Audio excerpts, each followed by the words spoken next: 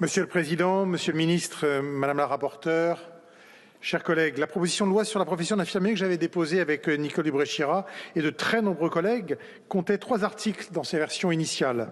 Ce texte avait été adopté dans cet hémicycle le 10 mars dernier à l'unanimité des députés. Il y a un mois, le 5 mai dernier, les sénateurs approuvaient également son contenu en lui apportant quelques modifications et ajouts. En tant que président de la commission mixte paritaire qui s'est réunie la semaine dernière à l'Assemblée, j'ai ouvert les travaux avec bon espoir que nous réussirions. Et cela pour une seule et forte raison. Ce texte est attendu depuis des années et des années par les infirmiers et infirmières de France. Un texte attendu par les professionnels, mais aussi un texte attendu par les Français. En effet, et plus encore depuis de longues années, et plus encore depuis la pandémie, tous les Français savent ce que nous devons à la compétence, au dévouement, à l'investissement des infirmières et des infirmiers pour notre système de santé. À l'heure où l'accès aux soins est un sujet de préoccupation pour nos concitoyens, tous savent la juste valeur de ces professionnels. Face au vieillissement de la population, face à l'extension des déserts médicaux, nous devons reconnaître le rôle indispensable des infirmiers, qu'ils soient libéraux, en maison de santé, en maison de retraite, à l'hôpital ou dans les établissements scolaires. Ce rôle important dans la prise en charge des patients. Les projections sont très claires. En 2050, la France comptera 20 millions de personnes de plus de 65 ans.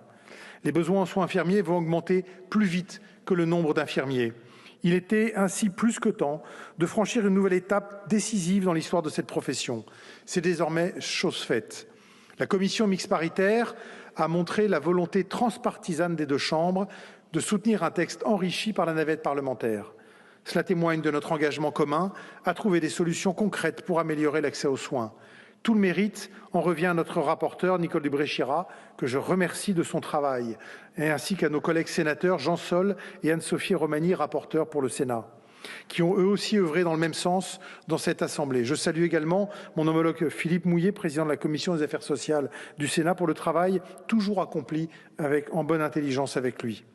Permettez-moi également de témoigner ma reconnaissance à Monsieur le Ministre et à travers lui à l'ensemble du gouvernement. En première lecture, Monsieur le Ministre, vous vous souvenez, j'avais émis le vœu que cette proposition de loi, très attendue sur le terrain, puisse cheminer et aboutir avant l'été. Il me semblait impensable que la suspension estivale en diffère de plusieurs mois l'adoption définitive. Je constate que cette demande de priorité a été entendue et que malgré les contraintes d'ordre du jour que nous connaissons trop bien, le Parlement aura bien été saisi en temps et en heure. Je m'en réjouis et je remercie tous ceux qui ont agi en ce sens, au gouvernement mais aussi au sein de la conférence des présidents. Madame la rapporteure a déjà indiqué en quoi consistait l'accord scellé en commission mixte paritaire et chacun connaît désormais les contours de ce texte. Je me bornerai à rappeler sa dimension historique. Une loi qui va définir ce qui fait l'essence de la profession infirmière, indépendamment des lieux et des modes d'exercice, à travers de grandes missions. La France s'aligne enfin sur les définitions des autres pays. C'en est fini du décret d'acte évoqué, dont la rigidité freinait depuis trop longtemps l'évolution du métier. La reconnaissance de la consultation infirmière et du droit de prescription des infirmiers pour tous les produits de santé et examens complémentaires nécessaires à leur exercice, voilà des avancées incontestables à même de répondre aux légitimes attentes des 650 000 infirmiers et infirmières. Comme je le disais en mars dernier, empruntons aujourd'hui la voie qu'il convenait de suivre, définir la compétence des infirmiers de manière autonome et non relativement à d'autres professions de santé. Cette loi n'amène ni à substituer des professionnels à d'autres, ni à instaurer une médecine de second ordre, comme certains ont pu, de manière excessive, le prétendre. Cette loi participe au contraire d'une évolution vers un système de santé articulé autour de l'équipe soignante, avec un rôle propre pour chacun. La compétence infirmière y a toute sa place, la pratique avancée y apporte également sa contribution. C'est un combat de cette majorité. Ce combat doit continuer, d'autres leviers pourront à l'avenir être actionnés.